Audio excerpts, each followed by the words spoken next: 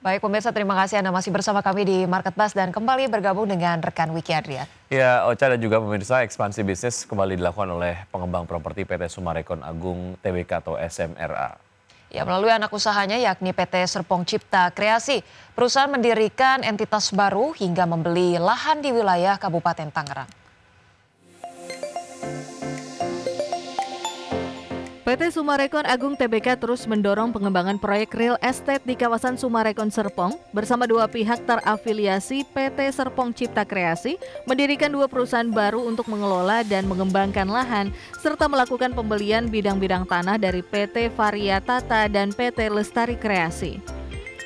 Pendirian entitas baru ini merespons permintaan tinggi terhadap properti di wilayah tersebut, serta dukungan infrastruktur yang semakin lengkap seperti akses tol, pusat kesehatan, pendidikan, dan fasilitas komersial.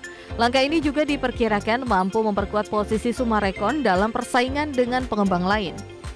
Perusahaan baru yang dibentuk yaitu PT Serpong Cahaya Harmoni akan mengakuisisi lahan seluas 100,55 hektar di Kabupaten Tangerang.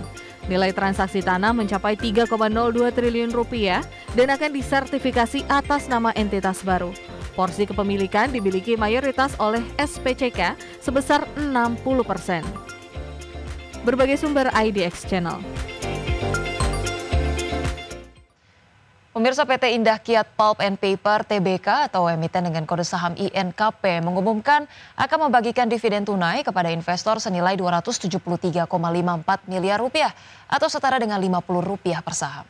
Ya, Corporate Secretary PT Indah Kiat Pulp and Paper Tbk Heri Santoso mengungkapkan pembagian dividen tersebut telah sesuai dengan keputusan RUPS tahunan yang digelar pada 16 Juni 2025 di mana ditetapkan pembagian dividen senilai Rp273,54 miliar rupiah yang diambil dari laba bersih tahun buku 2024. Perseroan juga menegaskan pembagian dividen tunai untuk tahun buku 2024 tersebut tidak akan mempengaruhi kelangsungan usaha perseroan. Sebagai catatan, perseroan mencetak laba bersih senilai 424,3 juta US dollar di sepanjang 2024 atau setara dengan 6,91 triliun rupiah.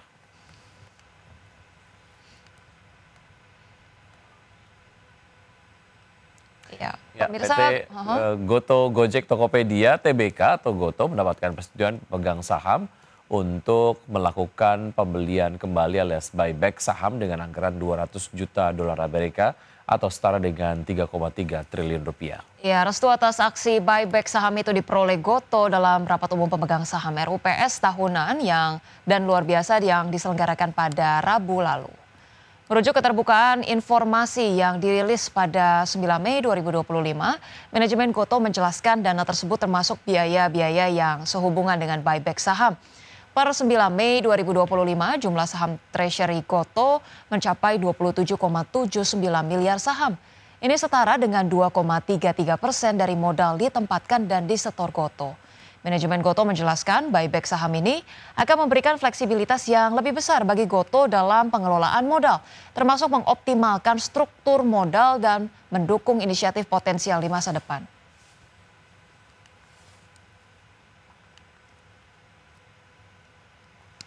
Ya, sementara itu PT Alam Sutra Realty Tbk dengan kode saham ASRI absen membagikan dividen dari tahun buku 2024.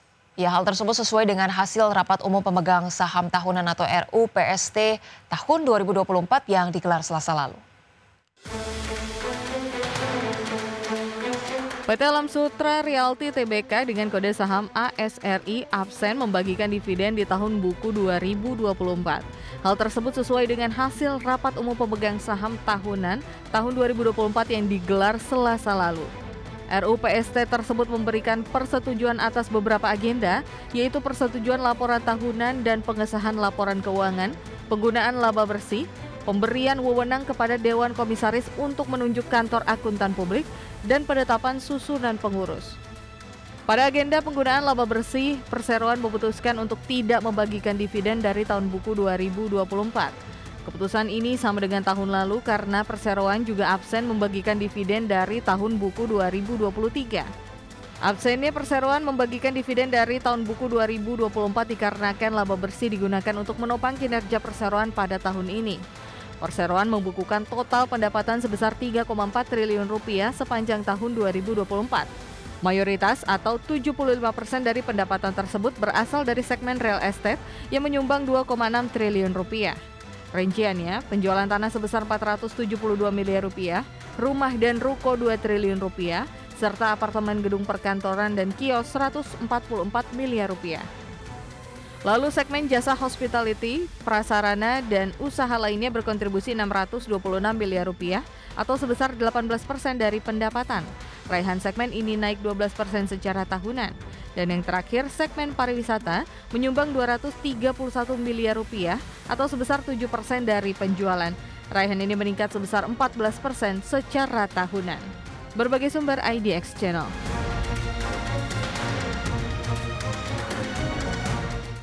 Pemirsa, Presiden Prabowo Subianto tiba di Saint Petersburg, Rusia. Pemirsa, Market Buzz akan segera kembali.